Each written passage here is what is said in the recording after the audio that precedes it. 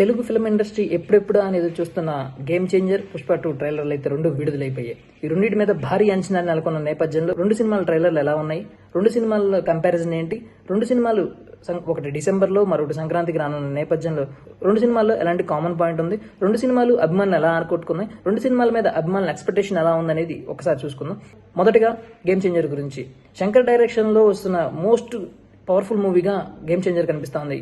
RRR తర్వాత రామ్ చరణ్ కూడా ఇది ఒక ప్రెస్టీజియస్ ప్రాజెక్ట్ గానే చెప్పాలి. శంకర్ విషయానికి వస్తే శంకర్ తీసిన భారతీయుడు 2 మూవీ కొద్దిగా అనుకున్న ఎక్స్పెక్టేషన్స్ రీచ్ అవ్వని నేపథ్యంలో నెక్స్ట్ జరిగే మూవీకి సంబంధించి గేమ్ చేంజర్ సంబంధించి చాలా పెద్ద వర్కే శంకర్ చేశాడని చెప్పాలి. ఎందుకంటే శంకర్ నెరేటివ్ స్టైల్ ని ముందుగానే ఎవరు ప్రెడిక్ట్ చేయలేము. దానికి సంబంధించి ట్రైలర్ లోనే ఆయన క్లియర్ కట్ గా చెప్పడం జరిగింది. Game changer is really unpredictable అని చెప్పేసి. అయితే గేమ్ చేంజర్ ట్రైలర్ విషయానికి వచ్చేసరికి ట్రైలర్ లో ప్రతిదీ బాగుంది. మెయిన్లీ టెక్నికల్ టీమ్ సపోర్ట్ అదిరిపోయింది. రామ్ చరణ్ బ్యూరోక్రసీగా చూసే పర్స్పెక్టివ్ అయితే అదిరిపోయింది. యాజ్ ఎ గేమ్ చేంజర్ గా పాలిటిక్స్ లోకి ఎంటర్ అయ్యి రామ్ చరణ్ ఏం చేయబోతున్నాడు అనేది మెయిన్ పెద్ద క్వశ్చన్ గా మారిన నేపథ్యంలో బీజిఎం గానీ, అటుపక్క తమన్ మ్యూజిక్ కానీ, లేదంటే డైరెక్షన్ కానీ, స్క్రీన్ ప్లే కానీ, ఏదైనా గేమ్ చేంజర్ మీద భారీ ఎక్స్పెక్టేషన్స్ అయితే తీసుకురావడం జరిగింది.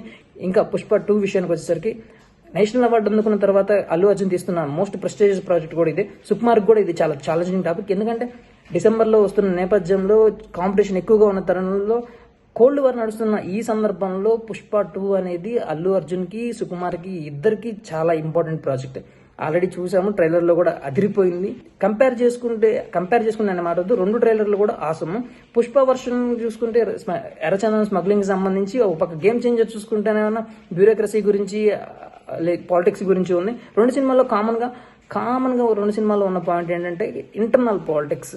ఎదుగుతున్న టైంలో పొలిటికల్ గా ఎలా తొక్కుతారనే దాన్ని చూపించడానికి రెండు సినిమాలు ప్రయత్నిస్తున్నట్లు కనిపిస్తాను. కాకపోతే చూపించే వర్షన్ వేరైనా కానీ, చూపించే టాపిక్స్ వేరైనా కానీ రిలవెంట్ గా అక్కడ పాలిటిక్స్ ఉన్నాయి, ఇక్కడ పాలిటిక్స్ ఉన్నాయి. ఇక్కడ పుష్పరాజు ఎదగకూడదని చెప్పేసి చూపిస్తున్నట్టున్నారు. అక్కడ పొలిటికల్ గా ఇంటర్ఫియర్ అయిన తర్వాత రామ్ చరణ్ ఎలాంటి యాక్షన్స్ తీసుకోబోతారు, పొలిటికల్ ని రామ్ చరణ్ ఎలా డైవర్ట్ చేయగలుగుతారు అనేది రెండు సినిమాల్లో కనిపిస్తా ఉంది.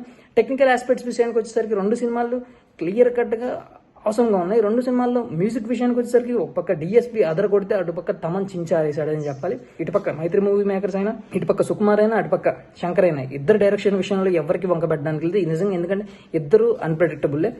అలా చూసుకున్నా గానీ రెండు సినిమాల మీద భారీ ఎక్స్పెక్టేషన్స్ ఉన్న నేపథ్యంలో తెలుగు ఫిల్మ్ ఇండస్ట్రీ ఫ్యాన్స్ కి సినిమా పండగ అయితే రాబోతుంది. ఎక్కడ ఇద్దరు నిజంగా తగ్గేదేలే అంటుంటే, ఒకరు తగ్గేదేలే అంటుంటే ఇంకొకరు ఏమైనా అన్ప్రెడిక్టబుల్ అంటున్నారు. ఒక పక్క అల్లు అర్జున్, ఇంకో పక్క రామ్ చరణ్. నిజంగా మెగా ఫ్యామిలీకి సంబంధించి అదిరిపోయే మూవీస్ రెండు మాత్రం రానున్న నెల రోజుల్లో రాబోతున్నానే చూడాలి. రెండు సినిమాలు ఎలాంటి మంచి టాక్ ని తెచ్చుకుంటాయి. ఇప్పటికైతే రెండు సినిమాల ట్రైలర్లు అయితే మంచి పాజిటివ్ టాక్ ని తెచ్చుకుని, మ్యూజిక్ పరంగా కూడా రెండు సినిమాలు బీజిఎంలు అదరగొడుతూ ఉన్నాయి. రెండు సినిమాలకి పెద్ద ఫ్యాన్ బేసే క్రియేట్ అయిపోయింది. మరి ఇంకా సినిమా రిలీజ్ ఒక్కటే పెండింగ్ ఉంది. డిసెంబర్ 5ని వీళ్ళు రాబోతున్నారు, జనవరిలో వాళ్ళు రాబోతున్నారు. Let's wait and watch.